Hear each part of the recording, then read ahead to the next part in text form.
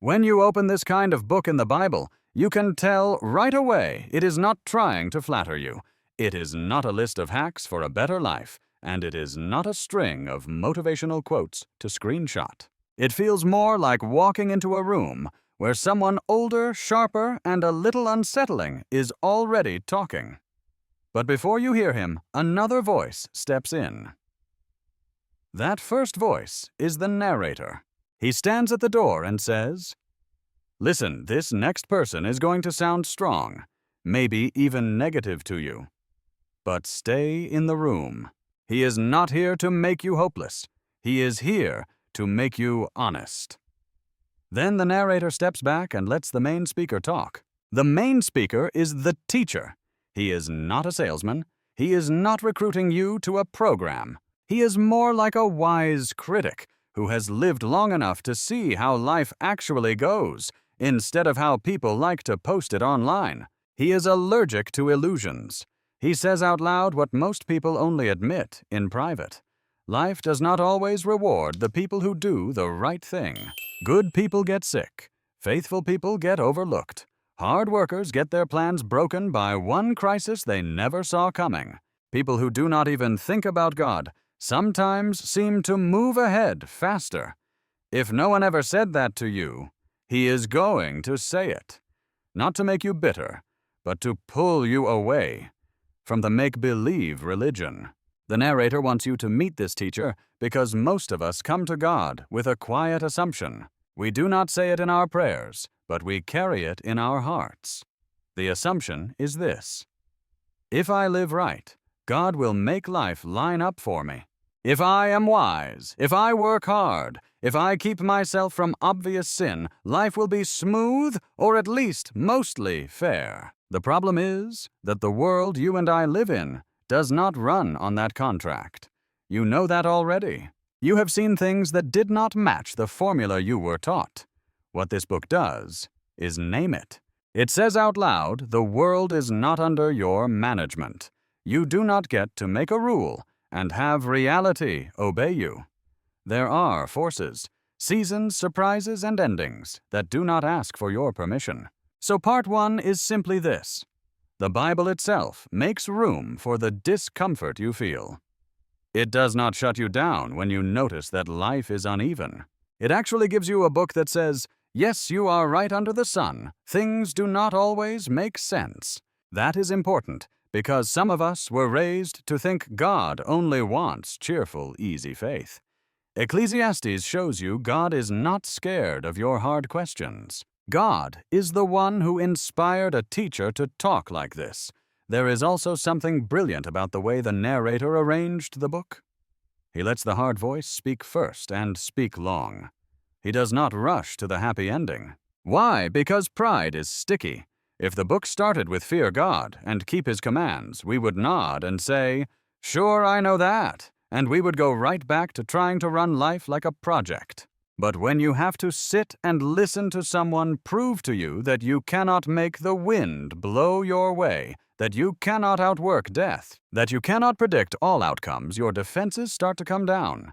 You become ready to hear the closing line, not as a threat, but as an invitation. So, from the start, you need to know this book is not here to depress you. It is here to detox you. It is trying to pull fake control out of your hands. It is trying to free you from the exhausting project of trying to make life pay you back exactly on your schedule. It is not anti-wisdom. It is anti-illusion. It is God saying through an old teacher, stop pretending you are the manager of the universe.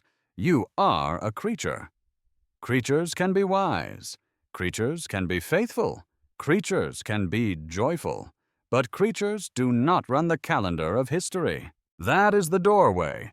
If you can stand there without running away, the rest of the message will make sense. We have to talk about control because that is the quiet engine under so much of our frustration with God.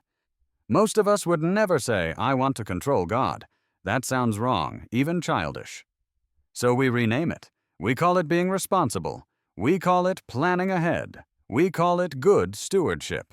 None of that is bad in itself, but underneath those good words we sometimes hide a different desire, I want to live in such a way that I can predict outcomes.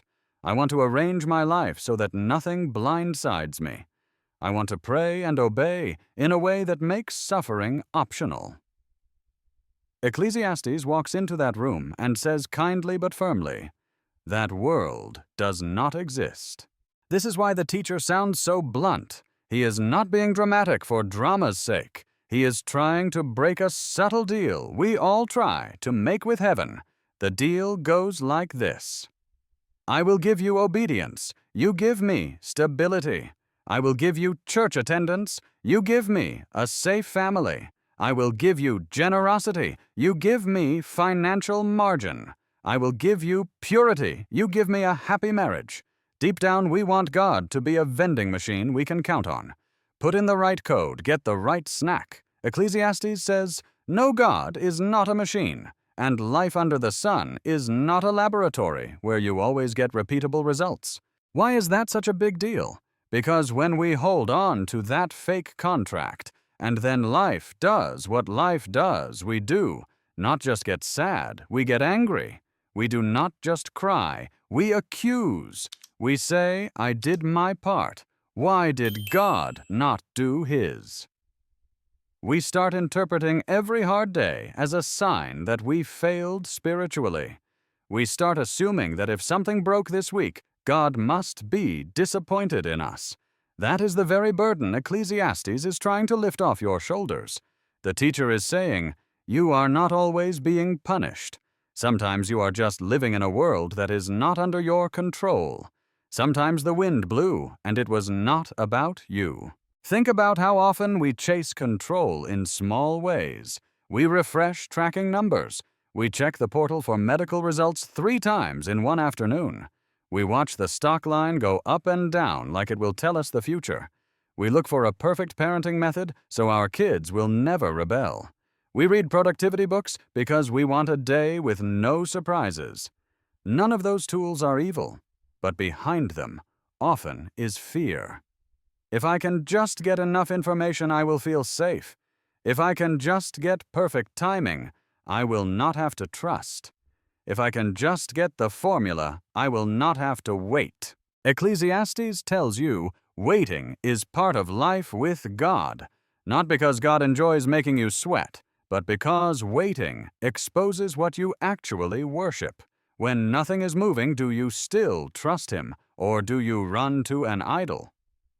You can see pay for measure post. People in the wilderness did this. Moses was gone a little too long. Silence felt unsafe, so they made a god they could touch. That is what control does. It makes you build golden calves out of things you can manage. We do not melt gold, we melt our schedule. We sculpt something we can hold, but it is still the same instinct. If I can hold it, I do not have to trust. This is why the teacher keeps saying, you cannot manage the world. You cannot straighten what God has allowed to stay crooked. You cannot hold back time. You cannot schedule the day you die. You cannot guarantee that your kids will never suffer. You cannot make your career immune to randomness. That sounds harsh until you realize what he is doing. He is cutting the rope that is strangling you. The rope is the fantasy that if you just tried a little harder, you could make this world fair. You could not. Even if you were the wisest person in town, a storm could hit your house.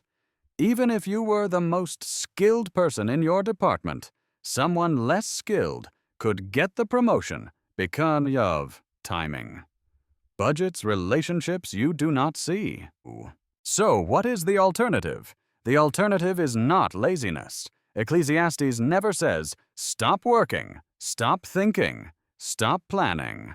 That would be a different book. What he says is, stop pretending that wisdom gives you the steering wheel of history. Use wisdom like a walking stick, not like a throne.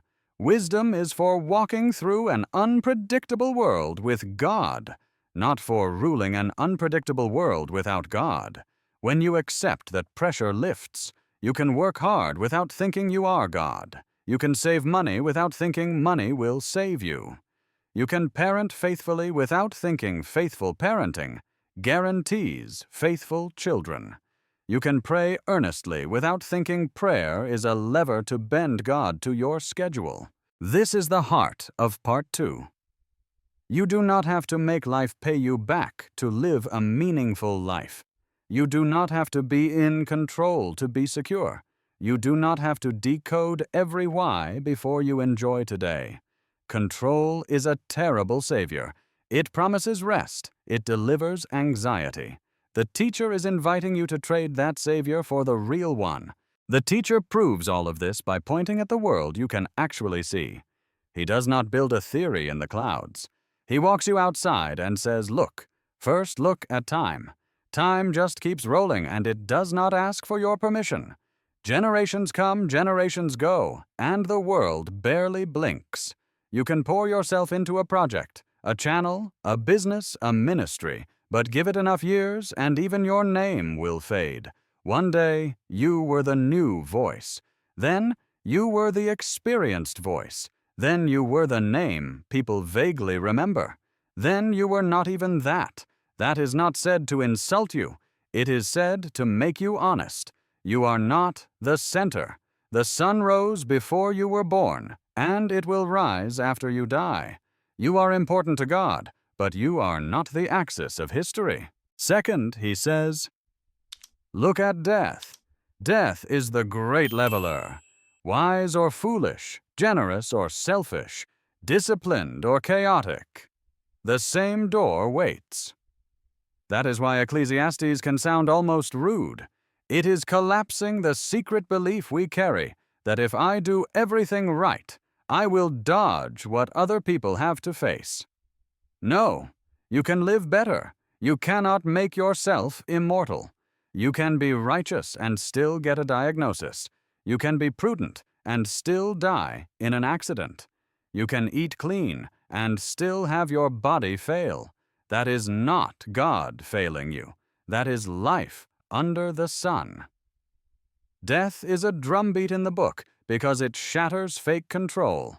If the end is always eventually out of your hands, then life was never fully in your hands.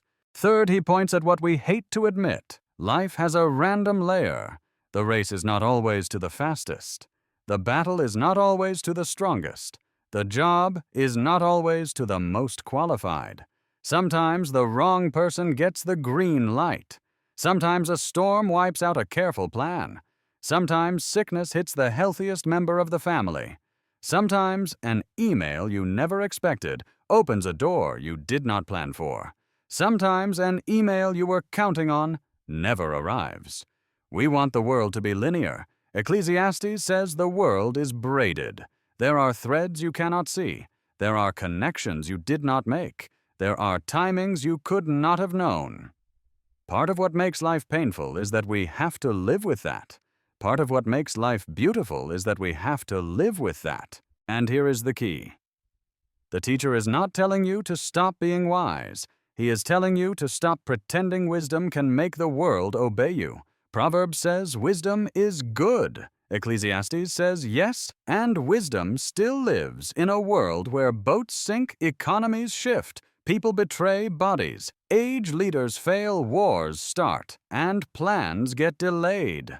Wisdom is still the better path. It will help you suffer less than foolishness. It will help you enjoy more than laziness. It will help you honor God in the ordinary. But wisdom is not a remote control for reality. If you think it is, you will be upset with God every time life does not match your effort. So, the evidence is right in front of you. Time keeps moving without your approval. Death is coming, whether or not you scheduled it. Randomness shows up even when you did everything right. What is the point of seeing all that?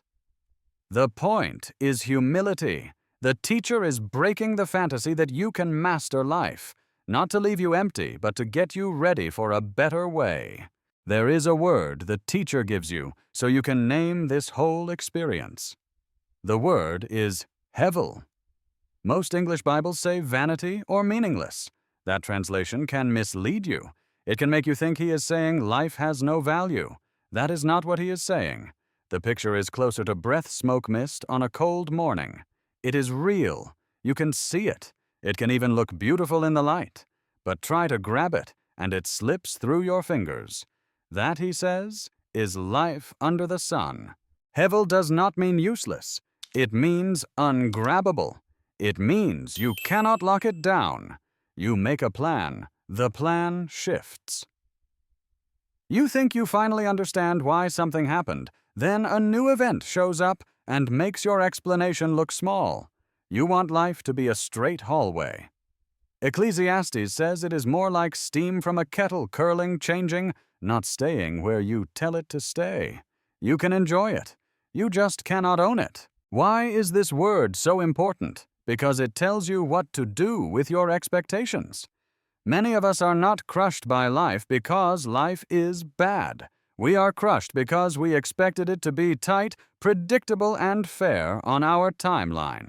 We hold life like a fist. We demand clarity before we move. We demand symmetry before we rejoice. We demand answers before we obey.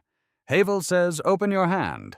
This world is beautiful, but it will not be mastered. God will be mastered even less. Hevel also protects you from two ditches. The first ditch is control. That is when you say, if I get smarter, richer, holier, more organized, I can make everything work. The second ditch is cynicism. That is when you say, if I cannot control it, nothing matters, so why bother? Hevel stands between those two and says, neither. You cannot control it, but it still matters. You cannot predict it, but you can still receive it. You cannot make it fair, but you can still fear God and do good. So the wise response is not to become passive. It is to become humble. If life is smoke, then squeezing it harder will only tire you out. If life is smoke, then your job is not to make it solid. Your job is to walk through it with the one who is solid. You keep doing the right thing even when you cannot explain the results. You keep trusting even when the story has gaps. You keep receiving daily gifts even when the big picture is still blurry. That is what the teacher is after. He is not trying to make you sad. He is trying to make you real. At this point, you could misunderstand him. You could think. So Ecclesiastes cancels Proverbs. If life is smoky and unpredictable, then why bother being wise at all? The teacher will not let you go there. He is not attacking the rest of the Bible. He is correcting the hidden way we use the rest of the Bible. Proverbs says what is true. Most of the time, wisdom is better than folly. Diligence is better than laziness. Fearing the Lord is the beginning of knowledge. A soft answer turns away wrath. Generous people are blessed. Honest dealing leads to trust. Ecclesiastes nods and says, Amen. That is right. That is still the best way to live. You will suffer less if you listen to Proverbs. You will bless more people if you listen to Proverbs. You will please God if you live that way. What he pushes back on is not wisdom. It is the quiet deal we try to make with God using wisdom. We hear wisdom leads to life, and we secretly add, therefore, if I am wise, God must give me the exact outcome I want at the time I want. We turn godliness into leverage. We turn obedience into a way to control timing. We turn spiritual maturity into a shield against pain. Ecclesiastes says that is not how the fear of the Lord works. You can be righteous and still suffer. You can be foolish and still get promoted for a season. You can tithe and still have an unexpected bill. You can pray and still not get the answer by Friday. You can make a pure choice and still feel lonely for a while. If you think godliness is a lever to control results, you will live constantly angry at God. But if you see wisdom as the way to walk with God in a world you do not control, you will be able to keep going, even when your results do not match your effort. This is actually good news. It means hard days are not always a verdict on your spirituality. It means a confusing season is not automatic proof that you missed God. It means you do not have to replay every decision from the last 3 years to find the one choice that ruined everything. Sometimes you are not in a punishment story. You are in an Ecclesiastes story. You are in the part of life where you do the right thing and still have to wait, where you pray and still have questions, where you work hard and still have random loss. So put Proverbs and Ecclesiastes next to each other like two wise friends. Proverbs says, "This is how life generally works." Ecclesiastes says, "And when it does not, do not panic and do not quit. Live in the tension. Keep fearing God. Keep doing good. Refuse the lie that faith is only working when you are getting the outcomes you wanted." Here is the surprising turn. You might expect the teacher to say, "Since life is missed, pull back. Since you cannot control it, detach. Since outcomes are uneven, protect your heart by wanting less." But he does the opposite. He says, "Since life is missed, receive it. Eat your food. Enjoy your drink. Go outside and feel the sun on your face. Laugh with the people God has placed around you. Do your work with a clean heart while you can. These are not filler activities while you wait for something bigger. These are gifts handed to you by God in the middle of a world you cannot predict." This is one of the most freeing parts of the book. You do not have to wait for the perfect season before you enjoy what God is giving. That perfect season where the job is stable, the kids are well behaved, the house is finished, the savings account is full, the diagnosis is reversed, the marriage is easy, the church is peaceful, the calendar is open. That season might not come the way you imagine. If you postpone all joy until life stops moving, you will die joyless. Ecclesiastes says joy is not the reward for controlling life. Joy is the posture of trusting God while life stays partly out of focus. Think about how different that is from how we often live. We tell ourselves, "I will relax when the project ships. I will take a day off when the quarter closes. I will enjoy my family when the debt is paid. I will take care of my health when the kids are older. I will celebrate when I am not sad anymore." But life keeps adding moving pieces. There is always one more email, one more bill, one more concern. If joy is always later, joy is never. The teacher says, take it now in small daily doses as evidence that God has not forgotten you. This is not escapism. He is not saying, party so you forget that death is coming. He is saying, receive what God is handing you so that you remember life is more than your pain. Eat with gratitude. Work with integrity. Love the people in your actual house, not the imaginary people in your imaginary future house. Let yourself laugh, even if not everything is fixed. Go on the walk. Call the friend. Cook the meal. Worship with your church. Sleep like a person, not like a machine. These are holy acts in a world you cannot manage. There is also a quiet discipline here. To enjoy simple gifts, you have to let go of comparison. You cannot taste your dinner if you are scrolling someone else's vacation. You cannot enjoy your apartment if you are measuring it against someone else's renovation. You cannot celebrate your small raise if you are staring at someone else's promotion. Ecclesiastes is pulling you out of that. It is saying your life is not theoretical. It is happening today. Do not miss God's kindness in today because you are trying to force tomorrow. So the teacher is building a third way, not control, not despair, not perfectionism, not apathy. Joyful humility. I do not run the world, but I will enjoy the world God made. I do not get to plan the wind, but I will let the wind on my face remind me God is still good. Near the end of the book, the first voice comes back. The narrator steps in again like a guide landing the plane. He has let the critic unsettle us.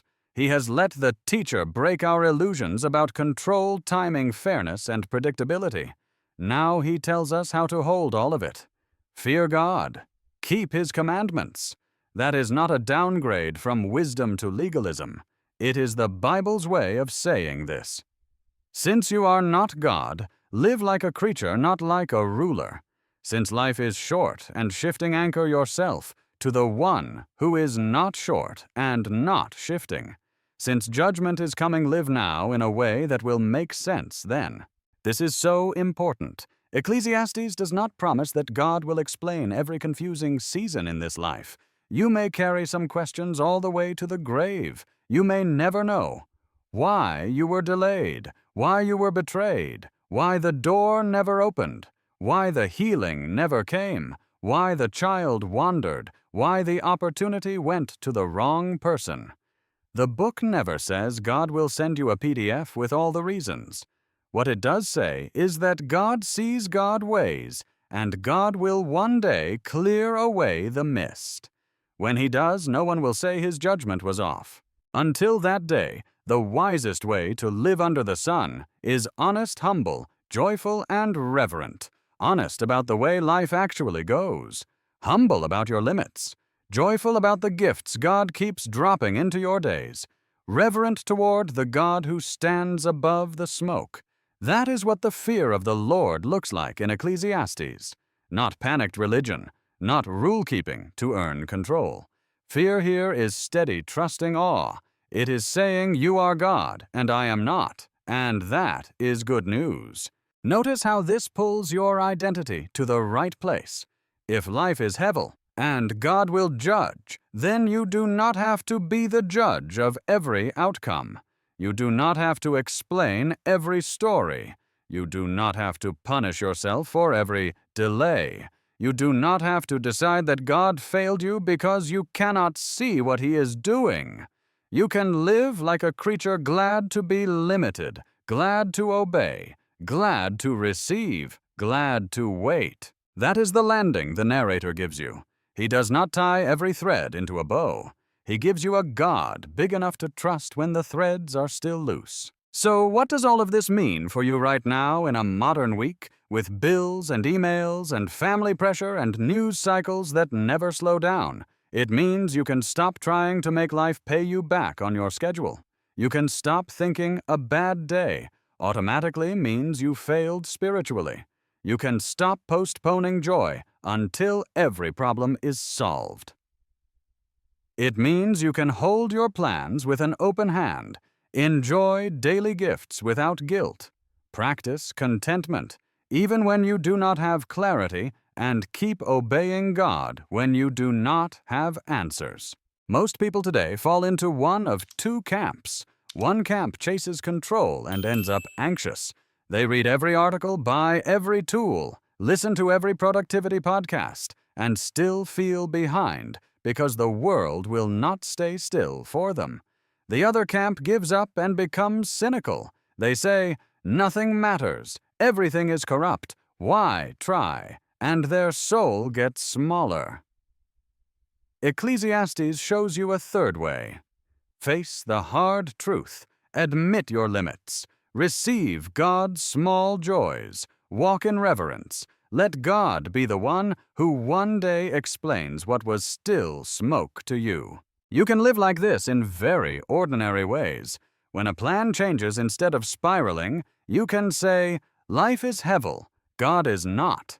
When someone else gets what you prayed for instead of turning bitter, you can say, wisdom is good, but it does not put me in charge.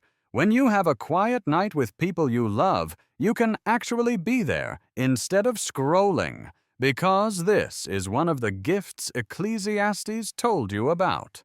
When a hard season does not end on your timeline, you can stay faithful because the narrator told you judgment is coming, and God will remember. That is why this book is disturbing and still full of wisdom.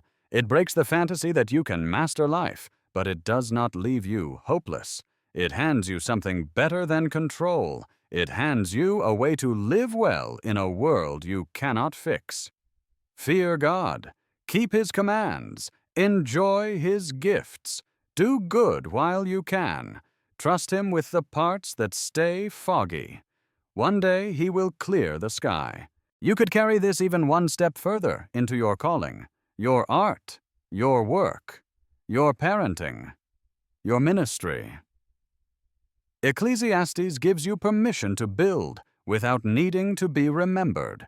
It lets you serve without demanding applause. It lets you parent without demanding perfect outcomes. It lets you create without demanding viral results. Because the book already told you, time will move on, names will fade, algorithms will change, audiences will shift. If you tie your joy to being seen, hevel will break your heart. If you tie your joy to fearing God and doing good, while you can, hevel cannot steal it. So do the work that is in front of you. Answer the email with integrity. Show up for the people God gave you. Teach the lesson. Record the message. Cook the meal. Visit the sick. Pay the bill. Build the business with clean hands. Give generously. Not because these things guarantee a certain outcome this month, but because this is how creatures live before a faithful Creator. This is what it looks like to be wise in a world you do not run. And when the day ends, let it end. You do not have to replay it 10 times to see if you could have made it perfect. You do not have to punish yourself for not being God. You can rest. You can sleep. You can say, God, you saw today. You saw what I could not control. You saw what did not make sense. I trust you with the parts that stayed smoky. That prayer is Ecclesiastes in real life. That is the invitation, not a life without mystery, but a life where mystery no longer owns you. Not a life without limits, but a life where limits are no longer shameful. Not a life without loss, but a life where loss is not the last word. The last word belongs to God.